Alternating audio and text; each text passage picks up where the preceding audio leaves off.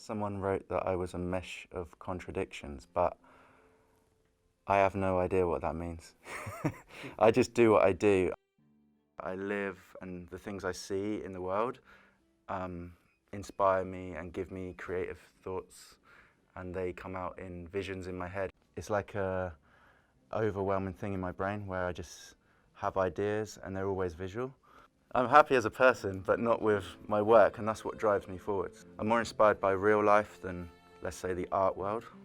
The art world doesn't really interest me that much. And if you're creative, you have this urge to do it. I actually like when the artwork gets painted over. It sounds strange, but when I put some artwork up fresh, it's too fresh. It's when it crumbles down, if it's paper and it peels off, or someone tags over it or writes something stupid over it, I actually like that look of it.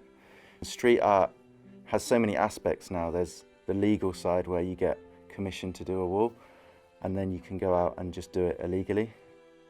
You're not asking permission and you're just getting your ideas out there, and there's no one telling you what to do.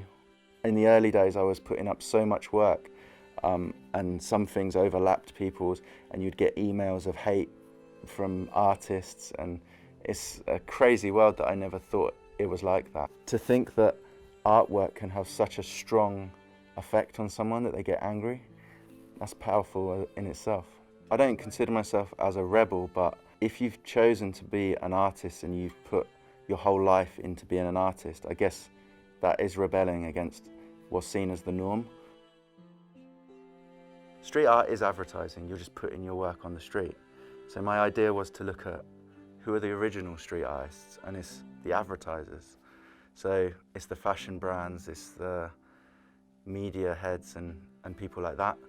They already worked out that if they put a billboard up, millions of people see it, and that's what street art is. You can go into the aesthetics of it and the meaning of it and the purity of it, but at the end of the day you want your work to be seen, so you put it on the street. It might be illegal, it might be legal, but it's there and more people see it. I guess I'm not trying to preach, that's the main thing. So I'm not trying to tell people what to think. I'm not trying to tell people this is right or wrong. I'm more giving a comment on how I see a particular segment of life. Obviously I use Chanel, the logo, and I changed Chanel with one letter, so it's a chapel or chapelle. Now we go to the shops to worship the brands. I guess at the start of the lockdown, everyone was concerned because it was the unknown. I was just locked in. Where I live is my studio as well, so I was just locked in this space. And for me, like, obviously this was a really bad thing that was happening in the world, but personally I just got on and carried on making artwork. I think it's important for artists to be isolated, to come up with new ideas. You're always influenced by the outside world, and you might be influenced by other things, but you have to be isolated to reconfigure the ideas. And I think everyone was absorbing all this information, and it can be quite overwhelming. So it got to a point where we were just tuning into the daily update at 5 o'clock, and then the rest of the day I would just make art. My artwork at that point wasn't changing. I was just carrying on with what I was doing. So I made this artwork called Don't Panic, and it was at the start of the first lockdown. Emotions were running so high. The toilet roll issue was happening. It was running out in supermarkets, and newspapers were full of huge headlines, and one of them was Don't Panic.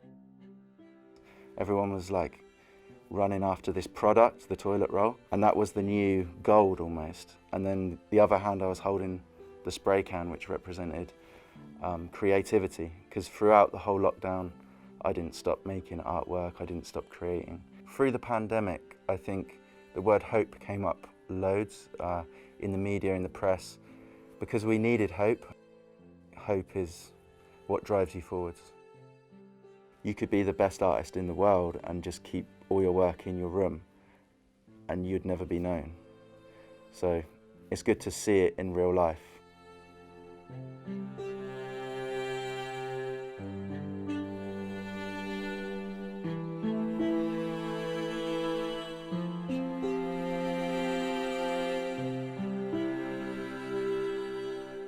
I guess you'll never be right and you'll never be wrong.